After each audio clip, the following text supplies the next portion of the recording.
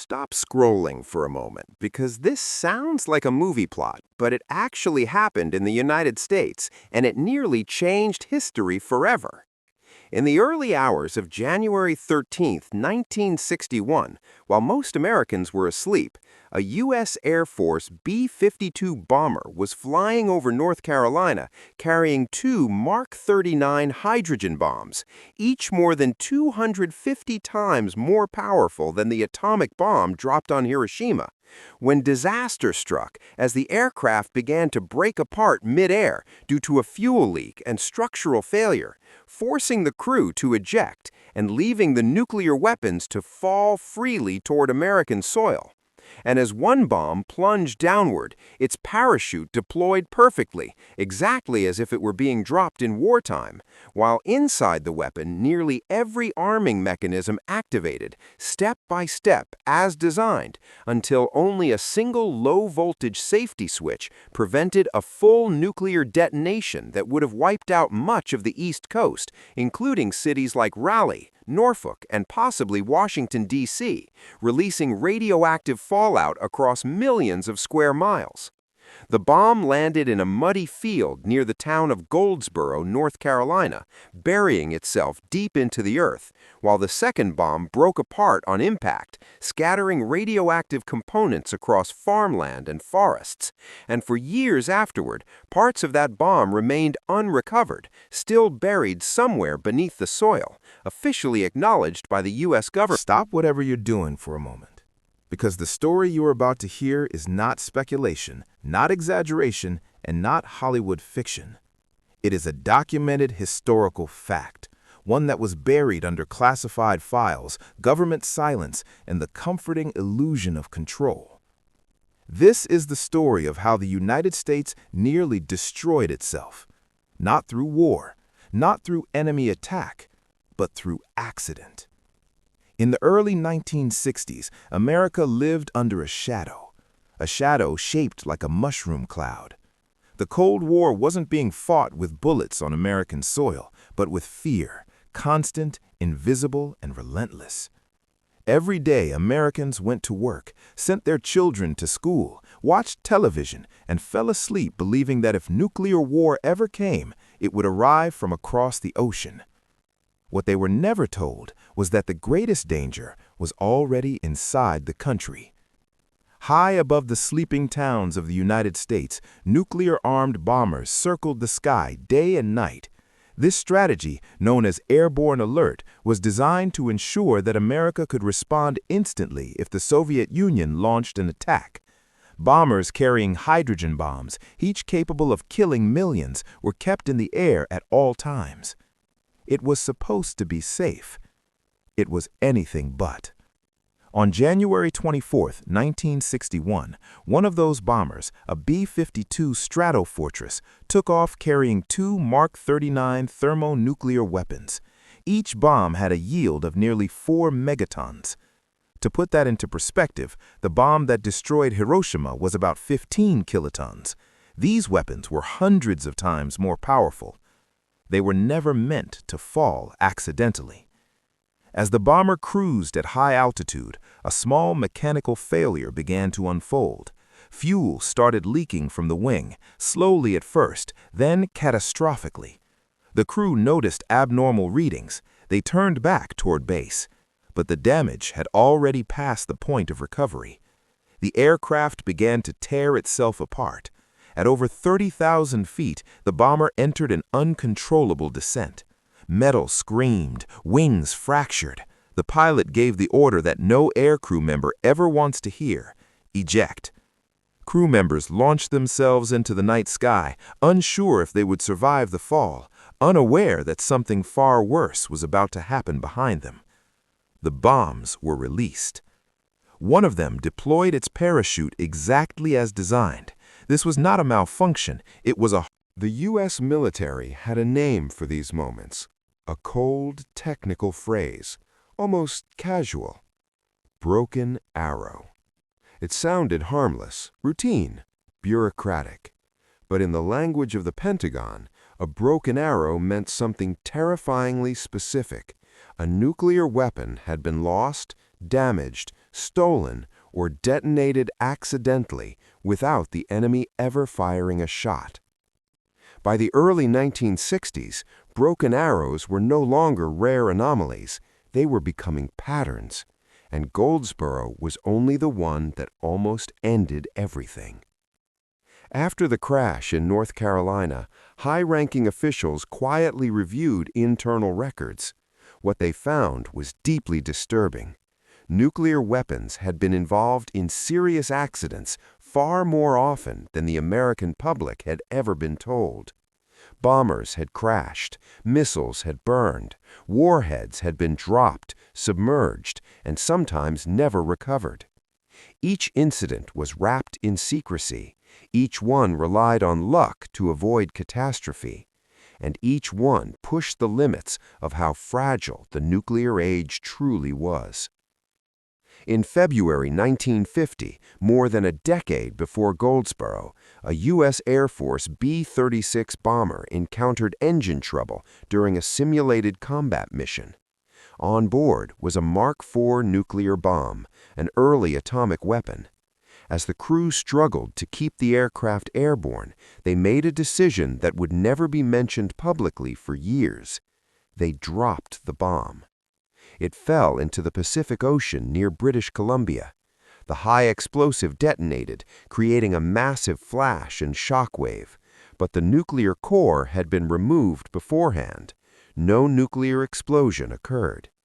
The public was told almost nothing, but within military circles, the implications were clear.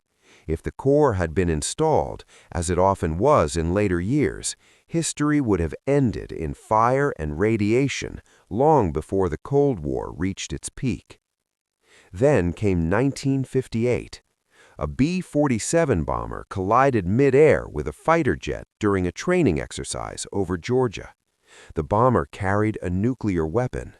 To keep the damaged aircraft from crashing into populated areas, the crew released the bomb into shallow water near Tybee Island. The weapon was never found. To this day, somewhere beneath the sand and waves off the Georgia coast, a U.S. nuclear bomb may still lie buried.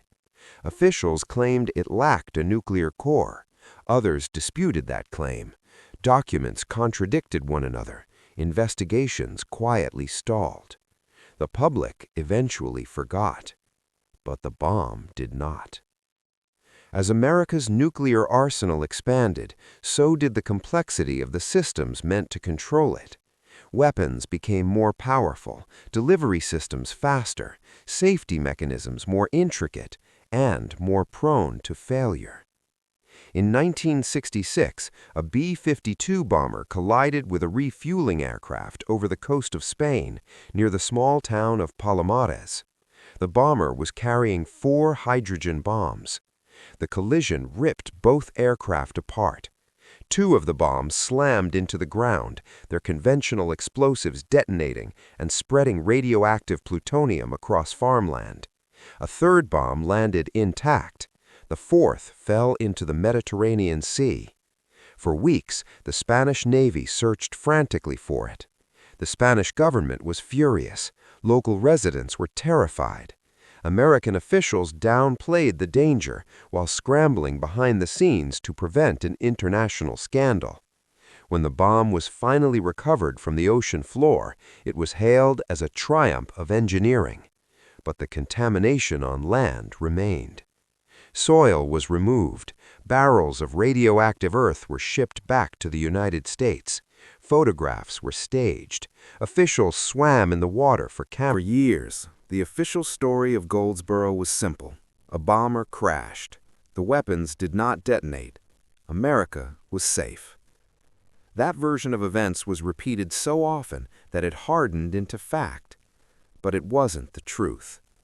The truth sat buried inside classified reports, stamped with red warnings, locked away in secure rooms, and discussed only in hushed voices among scientists who understood just how close the country had come to annihilation.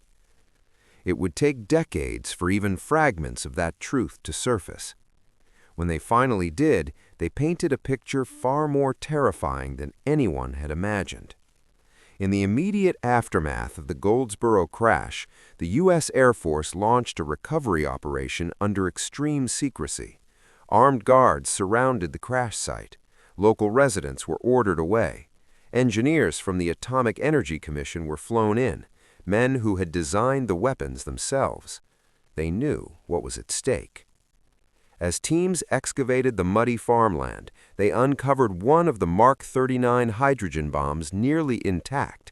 Its parachute had deployed, its casing was damaged, but its internal systems told a chilling story. The bomb had gone through most of its arming sequence. Investigators discovered that 3 of the 4 independent safety mechanisms designed to prevent accidental detonation had failed completely. Power had flowed where it never should have. Circuits had closed. Switches had moved to armed positions. Only one device had prevented a nuclear explosion: a single low-voltage switch. It was never meant to be the last line of defense. According to later declassified engineering analyses, that switch was not particularly robust. It was not immune to shock, vibration, or electrical failure. It was, quite literally, a simple component in a system that assumed everything else would work perfectly. If that switch had shorted, if it had been jarred differently during the fall, the bomb would have detonated with nearly full yield. Not a partial explosion, not a limited blast, a full thermonuclear detonation on American soil. The blast radius alone would have erased Goldsboro instantly. The fireball would have been visible for miles. Fallout would have drifted across North Carolina, Virginia, and beyond. Thousands would have died immediately. Millions more would have faced radiation exposure. Washington, D.C., less than 300 miles away, would have been contaminated. And in the context of the Cold War, the consequences would not have stopped there. At the time, Soviet early warning systems were crude and nervous. A sudden nuclear detonation inside the United States, without warning, without explanation, could easily have been misinterpreted as the opening move of a larger conflict. Retaliation protocols might have been triggered. The world could have spiraled into full-scale nuclear war over an accident. American officials understood this, which is why the truth could never be fully told. Internally, the Goldsboro incident sparked panic. Engineers questioned the reliability of existing safety systems. Scientists raised alarms about weapon design. Some argued that airborne alert missions were too dangerous to continue. But strategic doctrine won. The bombers stayed in the air. The public remained unaware. For years, requests for information were denied. History often reduces catastrophe to dates and diagrams. But disasters are not prevented or caused by machines alone. They pass through human hands. At Goldsboro and at every other near miss in America's nuclear history, there were men standing closest to the edge. Pilots gripping control yokes as warning lights exploded across their panels. Technicians staring at instruments that refused to make sense. Commanders weighing impossible choices in rooms filled with silence. These were not reckless people. They were trained professionals operating inside a system that demanded perfection in a world where perfection does not exist. The B-52 crew that night in 1961 never expected to become part of history. For them, the mission began like countless others: routine, procedural, rehearsed. Airborne alert flights were long, monotonous, and mentally exhausting. Hours of nothing punctuated by sudden moments of intense focus. When the fuel leak began, there was no alarm that screamed nuclear danger, just abnormal readings, slight pressure changes, the kind of signals crews were trained to diagnose calmly. By the time the aircraft began to break apart, calm was no longer an option. The pilot's decision to order ejection was made in seconds. There was no checklist for what happened next, no training scenario for losing control of a nuclear-armed bomber over American soil. As the crew parachuted into darkness, none of them knew whether the weapons had armed themselves. None of them knew whether they had just become witnesses to the end of their own country. They would carry that uncertainty for the rest of their lives. Survivors of the crash were questioned extensively. Their testimonies were classified. They were warned, sometimes explicitly, not to speak publicly about what they had seen. The burden of silence was presented as duty. Many complied. Some struggled. Years later, former aircrew members would describe recurring nightmares, explosions that never happened, cities burning in their sleep, the knowledge that they had come within seconds of causing unimaginable destruction through no intent of their own. On the ground, a different kind of pressure unfolded. Atomic Energy Commission scientists arrived at Goldsboro knowing that one wrong move could complete the arming sequence of the bomb. They worked slowly, methodically, often in miserable conditions, aware that the slightest miscalculation could kill them instantly and take countless others with them. There was no applause, no public recognition. Their success would be measured by something not happening. In later interviews, some of these engineers admitted that fear followed them throughout the operation. Not panic, but a focused, constant awareness that their lives and the lives of millions were balanced on procedures that had never been tested in such conditions. Above them all sat commanders and policymakers who faced a different dilemma. Admitting the truth about Goldsboro would mean acknowledging that America's nuclear arsenal was far more dangerous than advertised. It would mean explaining to the public that safety silence was never accidental. It was engineered. In the aftermath of each nuclear near disaster, a familiar process unfolded. Reports were written, testimonies collected, technical failures analyzed, and then, almost immediately, a second operation began, one far quieter, far more controlled: the management of truth. Inside the Pentagon and the Atomic Energy Commission, officials understood something fundamental. The American public could not be allowed to grasp how fragile nuclear safety truly was, not during the Cold War, not when deterrence depended as much on perception as on missiles. Confidence was a weapon. Doubt was a threat. So language became the first line of defense. Incidents were described as contained. Risks were labeled theoretical. Failures were reframed as acceptable margins. What nearly happened was buried beneath what officially did not. When journalists asked questions, they were given partial answers. When Congress requested briefings, sessions were closed. When documents were released, pages arrived blacked out, entire paragraphs erased. Not because the truth didn't exist, because it was too dangerous to acknowledge. After Goldsboro, internal Air Force memoranda explicitly warned against public disclosure of technical vulnerabilities. Officials feared panic. They feared political backlash. Most of all, they feared undermining the belief that nuclear weapons were fully under control. That belief was the foundation of deterrence. If Americans learned that a single faulty switch could decide the fate of millions, trust would evaporate. Allies would question U.S. reliability. Adversaries might miscalculate. So the truth stayed classified.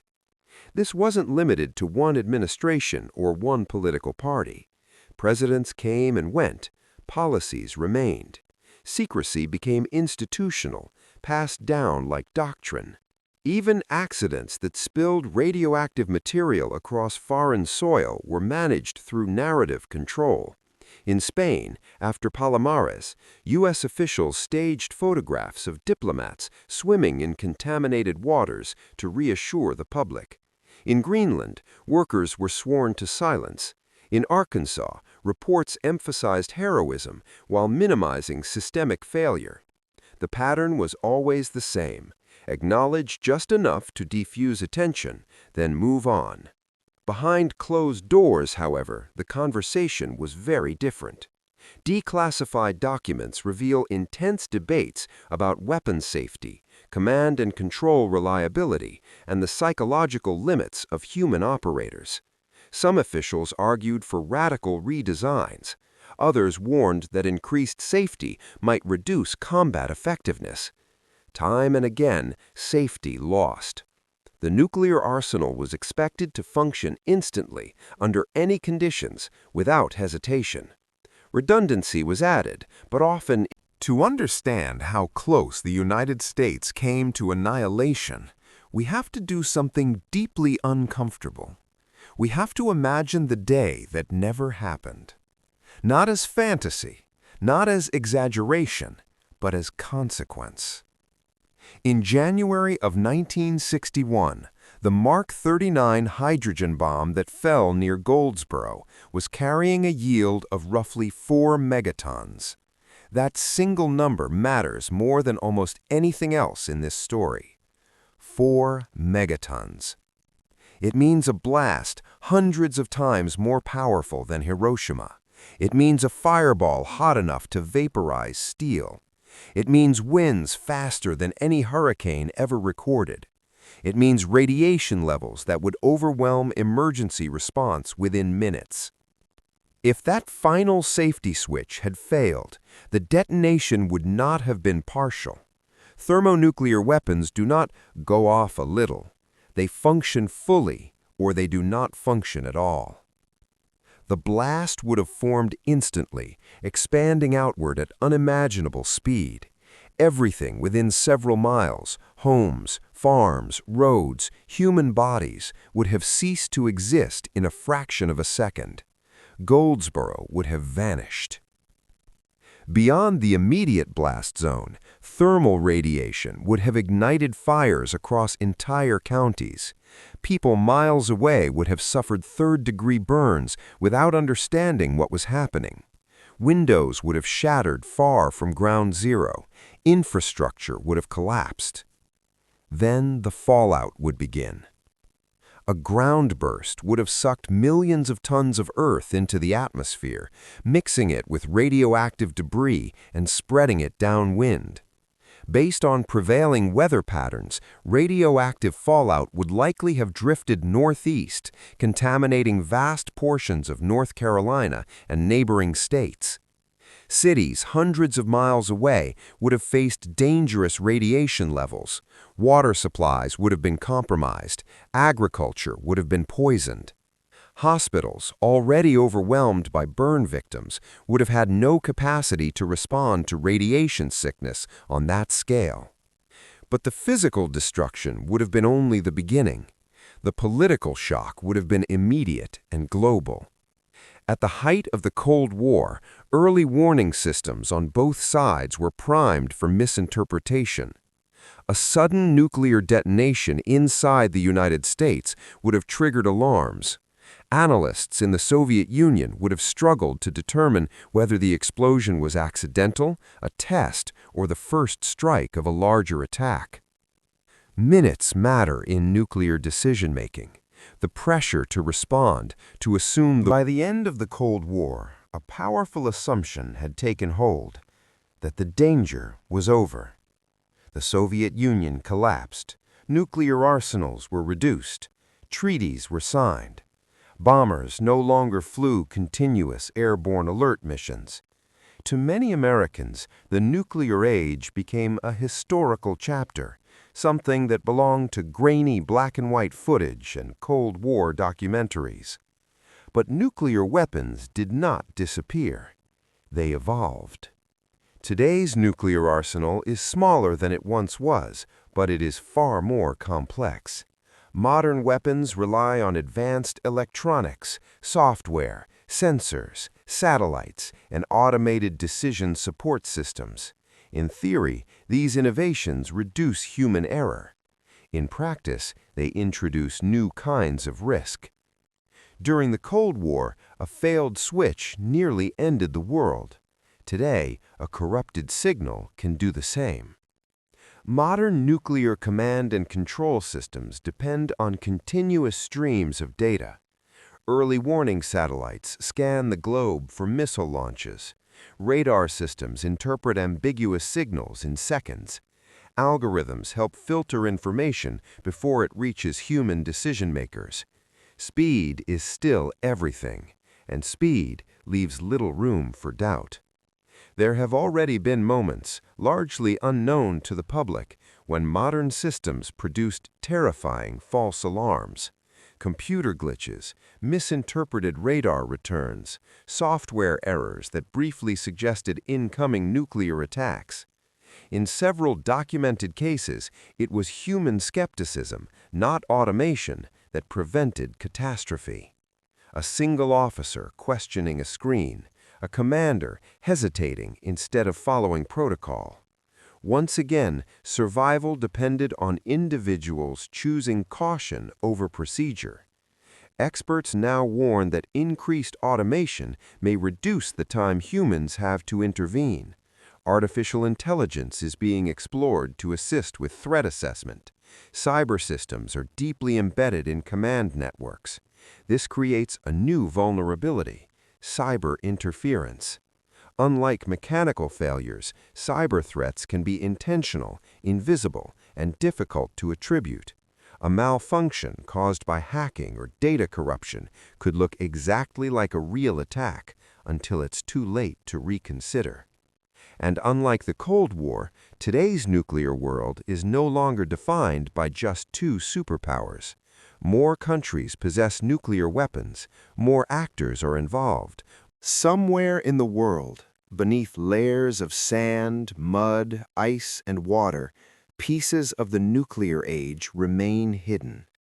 Not in museums, not in secure bunkers, but lost. The idea itself feels impossible. Nuclear weapons are supposed to be the most controlled objects on Earth. Guarded, tracked, monitored, inventoried down to the smallest component. And yet, history tells a different story. There are nuclear weapons and parts of nuclear weapons that were never recovered. They vanished during accidents, crashes, emergency releases, and chaotic moments when saving lives took priority over accounting for destruction. The most famous of these lies off the coast of Georgia. In 1958, when a U.S. Air Force bomber collided mid-air during a training exercise, the crew faced a desperate choice. Their aircraft was damaged, fuel was leaking, control was failing. Below them were towns, families, cities. So they did what they were trained to do. They released the bomb. It fell into the waters near Tybee Island and disappeared beneath the surface. Search teams scoured the area, sonar equipment swept the seabed, divers went down again and again. They never found it. Officials later claimed the weapon lacked a nuclear core. Others disagreed. Internal documents contradicted public statements. The exact configuration of the bomb remains classified. What is known is this: a nuclear weapon was lost, and there is a moment in every nuclear system when information becomes destiny. A blip on a screen, a line of code, a signal arriving seconds too late. During the Cold War, and even after it, the most dangerous nuclear incidents were not explosions. They were misunderstandings, false alarms.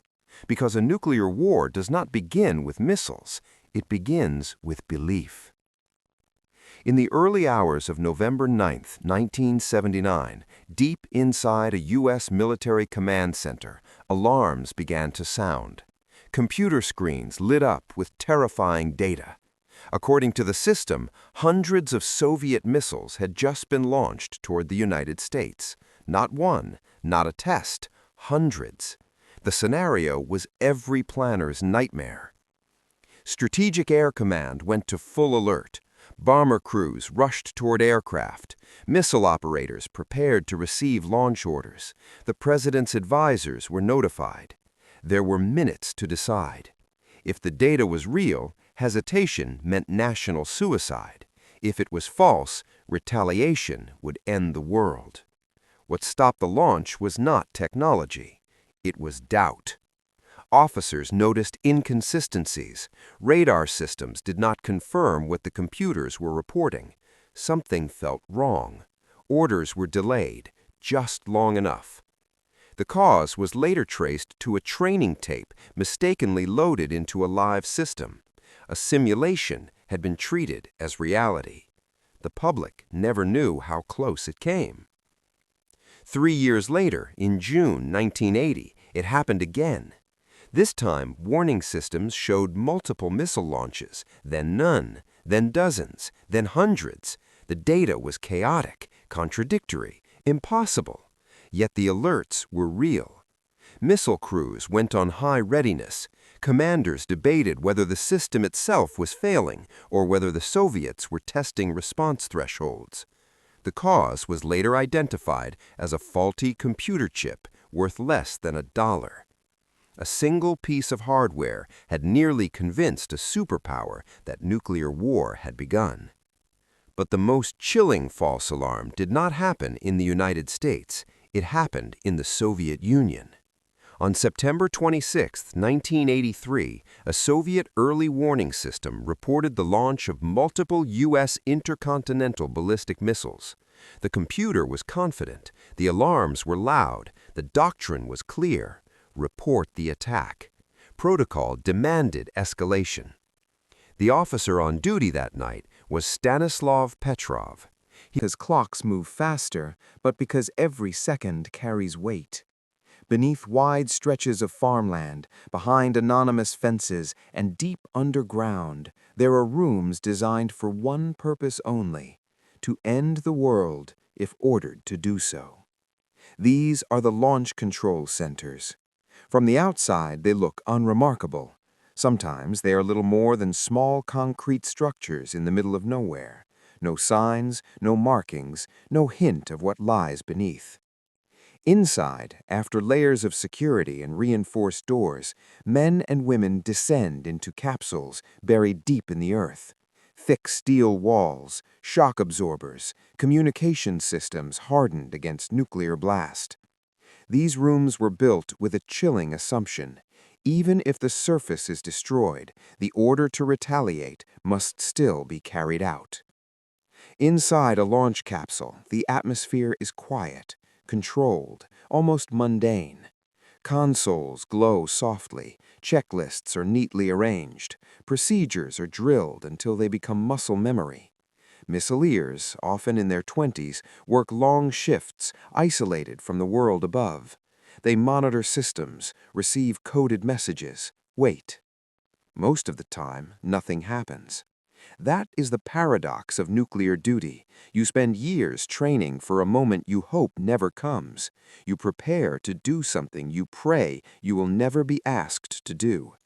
But when an alert arrives, everything changes. Training says there will be no ambiguity, that orders will be clear, that authentication codes will confirm reality, that doubt will be unnecessary.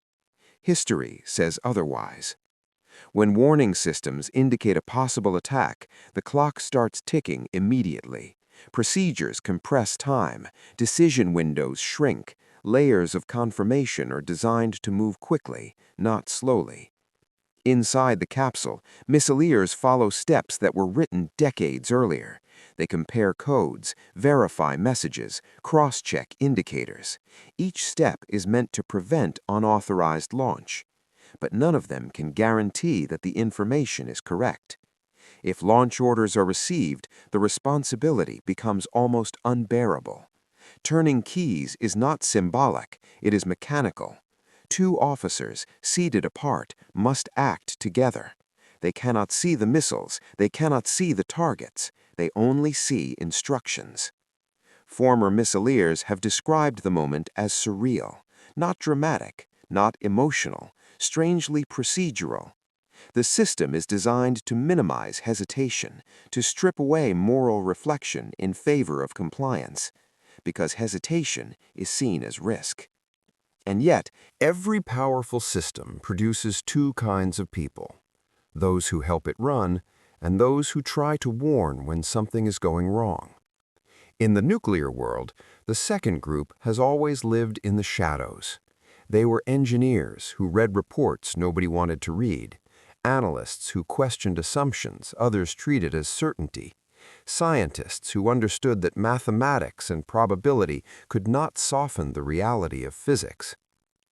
Many of them believed deeply in national defense. They were not activists. They were not enemies of the state.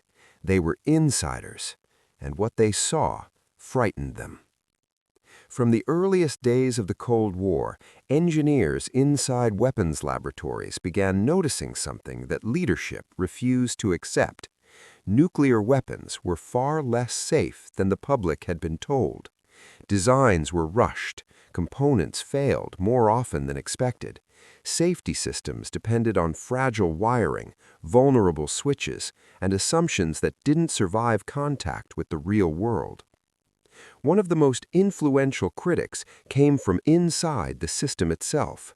He was a weapons engineer.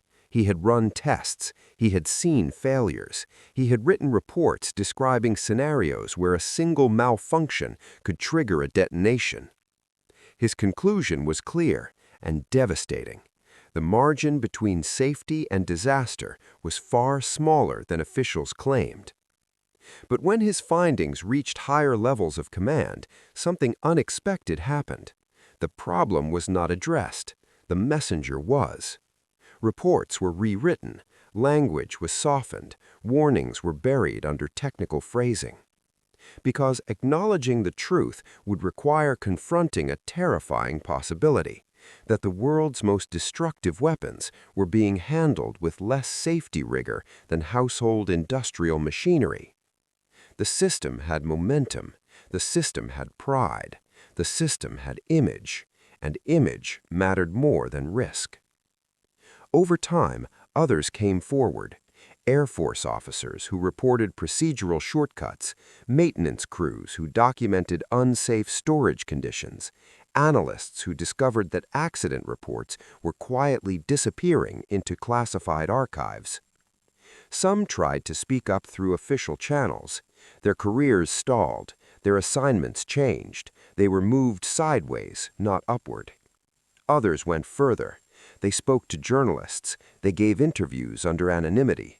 They leaked documents, not out of anger, but out of fear. Fear that silence would one day become complicity. The reaction was always the same: institutional discomfort, personal consequences. Whistleblowers were called disloyal, and as the winter sun dipped behind the distant Appalachian ridges, the nation once again found itself standing at a crossroads, just as it had many times before throughout its turbulent history. For every age in America brought its own storms, its own heroes, its own betrayals, and its own astonishing revelations.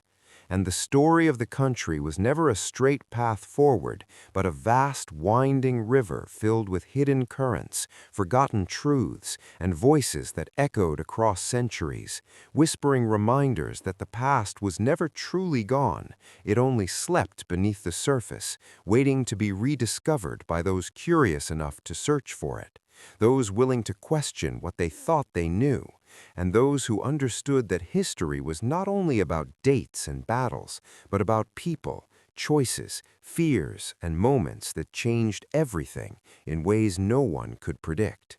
Because while the world knew the United States as a land of innovation, industry, conflict, and triumph, there were countless chapters that rarely made it into classrooms or documentaries, stories buried in dusty archives, locked away in forgotten diaries, or preserved in the fragile memories of communities whose voices had been overlooked by time, yet whose experiences shaped the very foundation of the nation, influencing decisions, movements, and turning points that still affected modern life in subtle but powerful ways.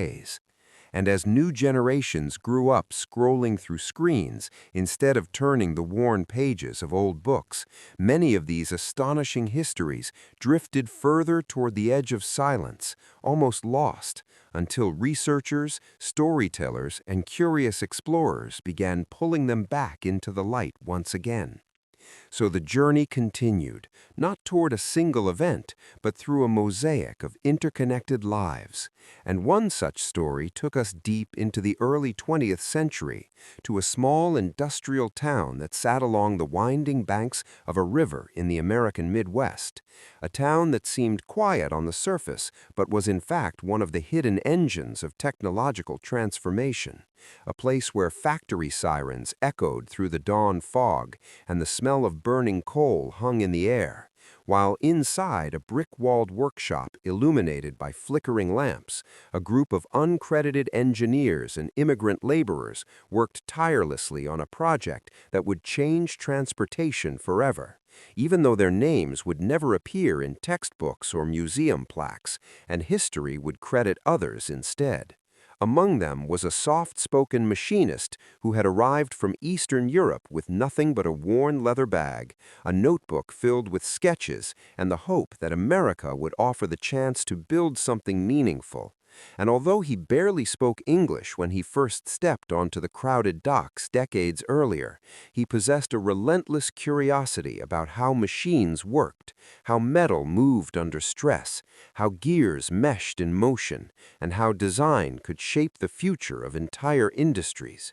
And as the narrative moved forward through the winding corridors of America's past, it became increasingly clear that every hidden chapter, every overlooked life, and every unrecorded contribution formed part of a vast and intricate mosaic, one that revealed not only the extraordinary depth of the nation's history, but also the fragile human threads that connected each generation to the next.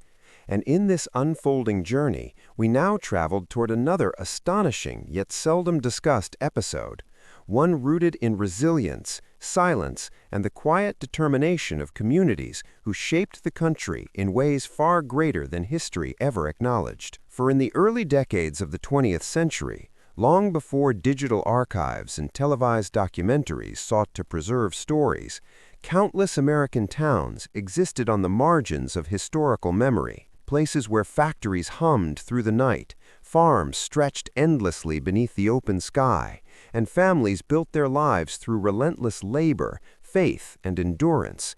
Yet very few records preserved their struggles, their triumphs, or their inner worlds.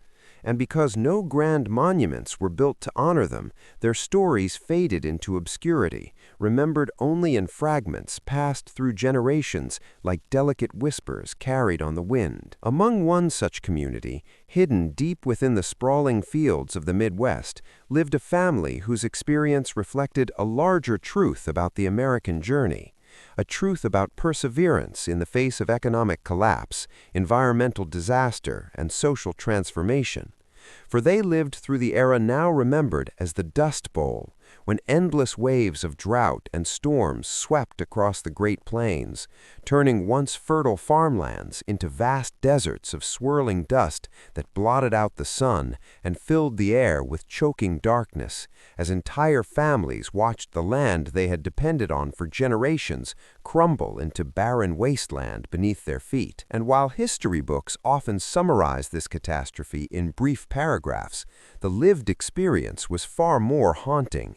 Nights when dust poured through cracks in wooden walls like ash from a buried furnace. Mornings when children awoke to find their beds coated in fine, suffocating grit.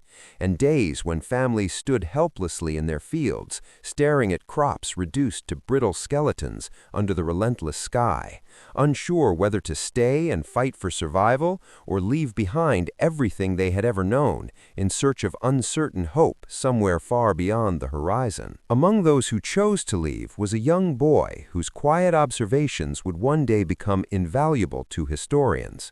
For while his family traveled westward in a rusted truck piled high with their remaining possessions, he carried with him a worn notebook recording scenes of desperation and resilience that most Americans would never witness firsthand. Migrant camps filled with weary travelers, mothers comforting hungry children beside makeshift fires, strangers sharing fragments of food because kindness was often the only resource left. And despite the hardship, a powerful sense of solidarity emerged among those who had And as the narrative continued its steady journey across the vast landscape of America's hidden past, the nation's story unfolded like an endless tapestry woven from struggle, ambition, sacrifice, and astonishing resilience. And it became clearer with every chapter that history did not move in straight lines, but in overlapping circles, cycles of hope and hardship, progress and backlash, discovery and denial, each era echoing the unresolved tensions of the ones that came before it, shaping the destiny of millions in ways that few truly understood while they were living through it. For as the Great Plains and factory towns struggled through waves of economic uncertainty and forced migration, another profound transformation was taking shape farther south, in a region marked by deep cultural roots, haunting beauty, and long shadows of injustice, the American South, where the legacy of slavery, poverty, and resistance continued to influence daily life long after official laws had changed, and where countless forgotten communities carried within them stories of quiet heroism and relentless endurance that rarely made it into mainstream historical accounts, yet formed an essential part of the nation's identity. There, along dusty roads lined with aging wooden houses and fields stretching endlessly beneath the blazing sun, generations lived in the fragile space between aspiration and limitation, working long hours for meager wages, building families, dreaming of opportunity, and enduring systemic barriers that restricted their access to education, political power, and economic mobility, while at the same time developing powerful traditions of music, storytelling, faith, and solidarity that allowed them to survive even the harshest realities, becoming cultural foundations that would one day influence the entire world. Among these communities lived a young girl whose quiet intelligence and unshakable determination set her apart from those around her, even though few recognized it at first, for she spent long evenings reading by the dim glow of a kerosene lamp, absorbing every word of the borrowed books she guarded like precious treasure, and as storms rolled across the fields and cicadas hummed in the night air, she imagined a life beyond the boundaries imposed upon her. Yet she also carried within her a deep love for the land and the people who had shaped her, understanding that identity was built not only from dreams of escape, but from the history one carried within. Years later, her voice would rise, not through wealth or political office, but through activism, education, and quiet leadership within her community, inspiring others to pursue literacy, civil rights, and dignity. And although her name would never become famous on a national level, her influence spread like ripples through time, touching generations that followed, teaching historians that change in America was often driven not by grand televised figures alone, but by local leaders whose work remained invisible beyond the borders of their towns, yet whose courage played a crucial role in transforming society from the ground up. And while such personal revolutions unfolded in rural communities, another wave of transformation surged through the rapidly growing cities of the North and West, where towering factories, shipyards, and railway depots drew millions seeking opportunity and escape from oppression. And as the story pressed onward through the layered fabric of America's past, the deeper currents of history revealed themselves not merely through the dramatic events recorded in newspapers and public records, but through the quiet, unspoken shifts taking place beneath the surface. Shifts in belief, identity, memory, and power that slowly reshaped the nation over decades, often unnoticed in the moment, yet profoundly influential in the long journey of time. For history was never only what happened, but how people understood what happened, how they remembered it, and how those memories guided the choices of generations yet to come. For while movements of labor, migration, and social change transformed communities across the country, another struggle unfolded in the realm of knowledge itself, the battle over who controlled the narrative of history, who had the authority to define truth, and whose stories were deemed worthy of preservation. because in dusty archives and carefully curated museums, certain voices were elevated, while others faded into silence, their experiences dismissed as insignificant simply because they did not align with the dominant perspective of the era. Yet history has a way of resurfacing, and in universities, community centers, and small-town libraries, determined researchers, descendants, and storytellers began piecing together fragments of the past, faded photographs, forgotten ledgers, handwritten letters stained by time. And through these fragile artifacts, a fuller, more complex portrait of America slowly emerged, revealing hidden struggles, unexpected alliances, and profound acts of courage that had long been left outside the official record, as if time itself had waited patiently for someone willing to listen closely enough to hear what had been forgotten. Among these rediscovered histories lay the story of a remote coastal community perched along the Atlantic shoreline, where generations had lived between the sea's restless tides and the dense forests that stretched inland like a living wall. And although few outside the region ever knew of its existence, this community played an invisible yet crucial role in maritime trade, wartime communication, and environmental knowledge, preserving traditions of navigation, survival, and coastal stewardship that dated back centuries, passed quietly from elder to child, without the need for recognition or praise.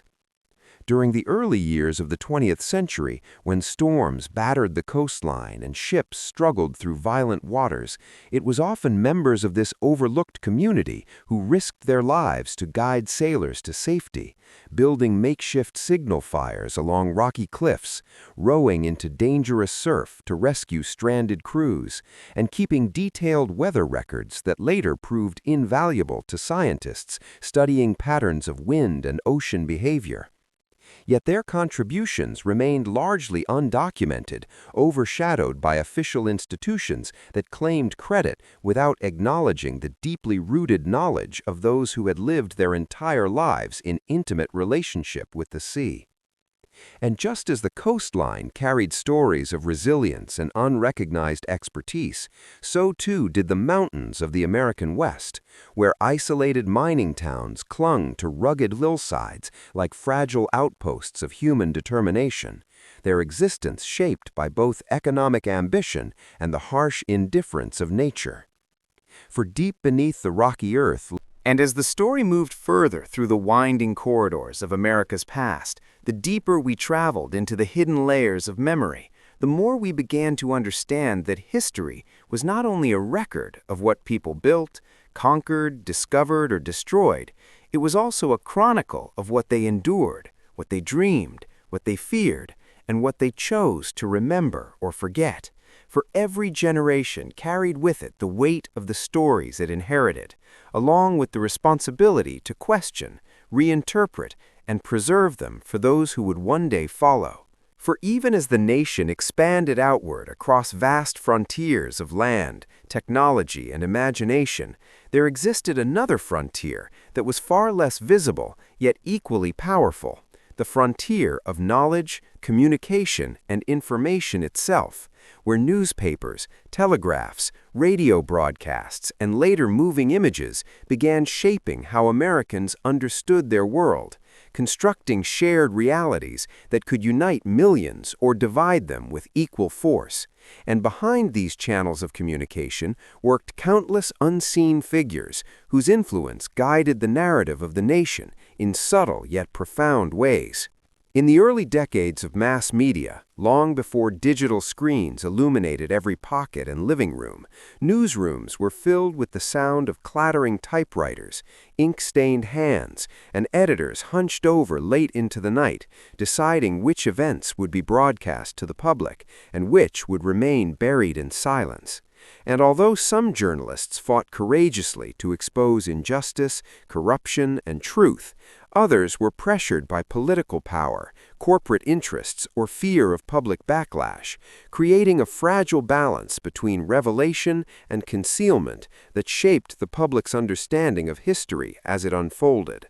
Within one such newsroom, located in a bustling city overlooking a river of ceaseless traffic and glowing electric lights, worked a quiet reporter who had little influence on editorial decisions, yet possessed a relentless commitment to uncovering stories that others ignored. Stories about exploited workers, displaced families, unregulated industries, and forgotten communities left in the shadow of economic expansion.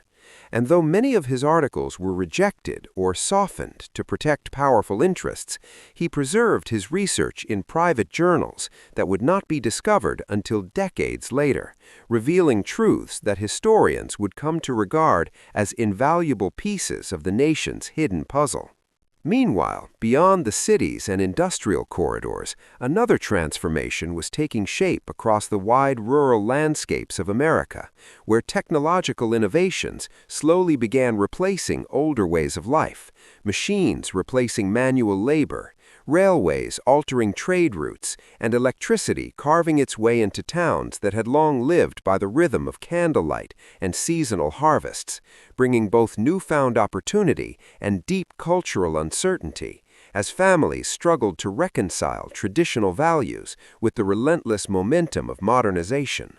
In small towns where generations had gathered on front porches to share stories beneath star-filled skies, radios now carried distant voices from across the country. And as the narrative continued its long, unbroken passage through the layered memory of the United States, the past unfolded not as a distant shadow, but as a living presence, woven into the landscapes, institutions, and everyday choices that shaped the nation's identity. For history did not simply rest in books or monuments. It lingered in roads carved through old trade routes, in neighborhoods shaped by forgotten migrations, in traditions passed quietly from one generation to the next, and in the silent echoes of struggles and dreams that still resonated beneath the surface of American life. For while scholars, workers, activists, and storytellers labored across the decades to recover buried truths and reinterpret the legacy of earlier eras, another powerful transformation was emerging, one rooted in science, innovation, and the evolving relationship between humanity and technology, a relationship that reshaped industries, communication, warfare, medicine, and daily existence itself, bringing both astonishing progress and profound moral dilemmas that forced society to question where the line between advancement and consequence truly lay. In laboratories filled with humming machines, glass instruments, and chalk-covered blackboards, teams of researchers worked late into the night, driven by curiosity, ambition, and at times fear of falling behind rival nations in a world where technological supremacy increasingly defined political power. And while the world celebrated breakthroughs in engineering, energy, and communication, few outside those rooms ever learned about the failures, miscalculations, and near-catastrophic experiments that remained locked inside confidential files, classified reports, and personal diaries that would not surface until long after the participants were gone. Among these hidden episodes was the story of a remote research complex situated on the edge of a barren desert plain, where miles of open land stretched beneath a sky so vast that the horizon seemed to dissolve into eternity. And within that isolated landscape, groups of scientists, engineers, military officers, and civilian workers grappled with developments that would forever alter the trajectory of global history. Their work carried out under strict secrecy, their conversations guarded even among friends, as they navigated a world where scientific discovery blurred dangerously with ethical uncertainty and irreversible consequence. Some among them wrestled with silent doubt, questioning whether knowledge could ever truly be separated from responsibility, whether progress justified risk when the potential outcome possessed the power to reshape human existence on an unimaginable scale. And though many believed they were working in the service of national security, others sensed that they were opening doors that future generations might never be able to close, leaving behind legacies too complex to categorize as simply heroic or tragic. but instead profoundly human, filled with fear, brilliance, sacrifice, ambition, and regret. The night deepened over the silent town, and with it came a strange, uneasy calm. Those who had witnessed the chaos earlier felt as though the world itself had paused, balanced on the edge of something vast and invisible. In the command center, the dim glow of monitors reflected on tired faces, each person silently aware that a single mistake could still undo everything they had fought to prevent. Outside, the wind carried the distant sound of sirens and generators. Temporary lights flickered along the perimeter, casting long shadows across the ground where technicians moved carefully, speaking only in hushed tones. Every small movement now felt deliberate, cautious, like handling glass that could shatter at any moment. At the center of it all stood the team who had stayed from the beginning. Their exhaustion showed, but so did something else: resolve. They reviewed every reading, every instrument, every line of data, searching for even the slightest anomaly. No one was willing to trust luck anymore, only verification, discipline, and patience. Then a faint alert tone echoed through the room, not loud, almost gentle, but enough to freeze everyone in place. Morning arrived slowly, as if the sky itself was hesitant to lift the darkness from the town. A pale gray light crept over the horizon, revealing quiet streets, shuttered houses, and fields still cloaked in cold mist. The world looked unchanged, yet for those who knew what had nearly happened, everything felt different. Inside the facility, the night shift team remained at their posts. No one had gone home. No one felt ready to leave. They moved with quiet precision, rechecking systems, verifying reports, documenting each decision taken through the long, uncertain night. Fatigue settled into their bones, but so did a strange, reflective calm, the kind that only comes after surviving something that should never have been survived. Beyond the reinforced glass, engineers continued their work around the silent structure. Cables were secured, components were inspected piece by piece. Every step was cautious, every gesture carried the weight of memory, of what almost occurred. For the first time since the crisis began, conversations slowly returned. Not loud, not celebratory, but thoughtful. Someone mentioned how close things had come. Another spoke softly about their family, their children still asleep, unaware of how narrowly the sunrise had been earned. No one used the words miracle. By mid-morning, word of the incident, though still hidden from the public, had begun to ripple quietly through official channels. Encrypted messages traveled between agencies. Secure phone lines buzzed with restrained urgency. Reports were marked confidential, restricted access, immediate review required. In Washington, a conference room filled slowly with officials who understood that they were not gathering for routine business. Faces were tense. Coffee cups sat untouched. Folders lay closed on the table, each stamped with the same sharp red warning. No one spoke at first. The silence was not empty. It was deliberate, heavy, careful. Every person in that room knew that once words were spoken, once the details were laid out, they could never be taken back. Finally, the briefing began. A senior analyst stood at the head of the table. His voice was steady, restrained, but there was a gravity beneath it that no trained composure could hide. He described the sequence of events, the cascade of failures, the narrow window where everything could have gone wrong, and the few precise decisions that had prevented disaster. Charts appeared, timelines, technical readouts, system logs overlaid with timestamps that formed a chilling narrative of minutes, seconds, where the world had unknowingly stood at a threshold. No one interrupted. The room remained still, except for the slow tightening of jaws and the restless shift of hands folding anxiously together. When the analyst finished, there was another silence.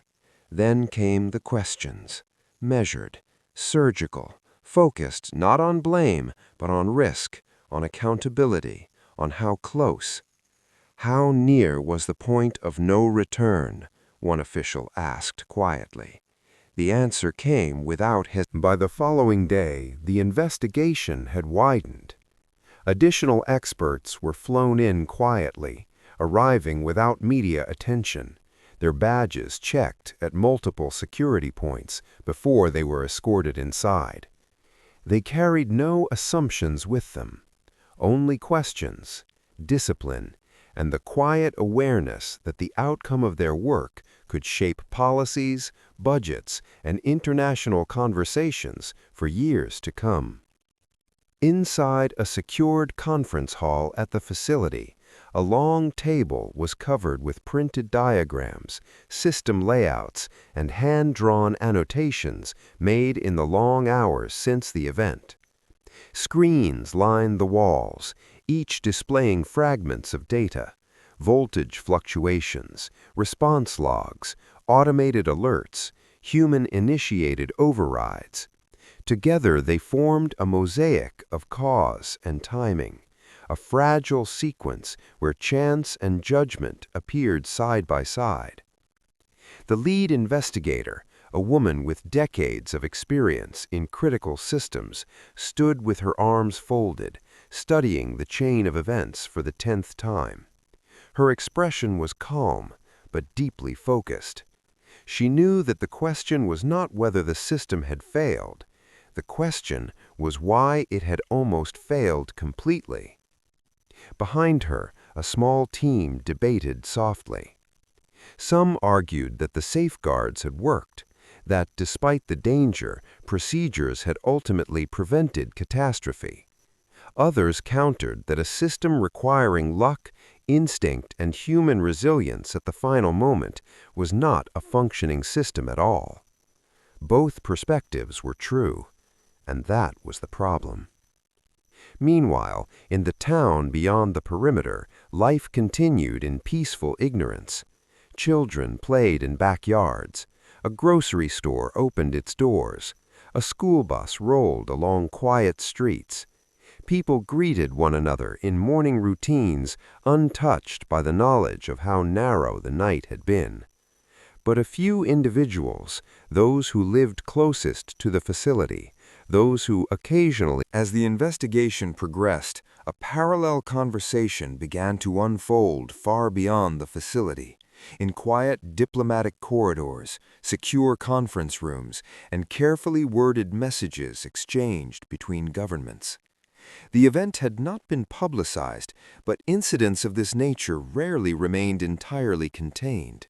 Whispers traveled, not through headlines, but through classified channels, intelligence briefings, and cautious inquiries that carried both curiosity and concern. In another country, thousands of miles away, a senior official received a confidential report summarizing what had occurred. He read it twice, then placed it on his desk with deliberate care. The report was not dramatic in tone, but the implications between the lines were unmistakable. It was not just about one facility or one night. It was about the fragility of a shared global balance that depended on technology, discipline, and the fallibility of human decisions. He closed his eyes for a moment. Incidents like this were not supposed to happen anymore. They belonged, in theory, to the past. Meanwhile, back at the facility, the investigation entered a more technical phase. Teams reviewed maintenance logs stretching back years, searching for patterns of minor issues that had been acknowledged, corrected, and then quietly forgotten. They analyzed tiny fluctuations in performance that had once seemed harmless, but now appeared in hindsight like faint warning signals that no one had realized were connected. The deeper they looked, the more the truth emerged. This was not the story of a single night. It was the story of years. Years of small compromises, deferred upgrades, assumptions that systems were stable simply because they had always worked before. Years of budget negotiations, policy debates, postponed improvements, invisible decisions made far from the control room. But In the weeks that followed, the investigation reached its final stage. Reports were completed, reviewed, revised, and locked behind layers of classification. Pages of technical analysis, personal testimonies, system diagrams, and risk assessments were gathered into a single, weighty document. A document that did not simply describe what had happened, but revealed why it had almost happened at all. The findings were stark, not dramatic, not emotional, just precise. A chain of minor issues, small oversights, aging infrastructure, delayed upgrades, decisions made in boardrooms far from the control room, and the quiet belief that because disaster had never happened before, it never would. The lead investigator read the final draft one last time before signing it. Her hand paused for a brief moment above the page. She understood that this report was not just paperwork. It was a warning, and also a mirror. It reflected not only a single facility, but a pattern that existed in countless systems across the world. Systems built by humans, maintained by humans, protected and endangered by the same species. When the report reached Washington, the reaction was measured. Meetings were held behind closed doors. Funding was reevaluated. Policies were rewritten in slow, careful language that avoided panic but carried urgency. Some leaders pushed for sweeping reform. Others argued for minimal change. The debate was not loud, but it was decisive. Because once you have seen how close the world has come to the edge, you can never truly look away again. Back at the facility, life gradually returned to a quiet rhythm. New equipment was installed. Additional safeguards were added. Training programs were rewritten. The men and women who had been there that night continued their work, more serious now, more aware, carrying an invisible memory that would never fully fade. They did not speak about it often.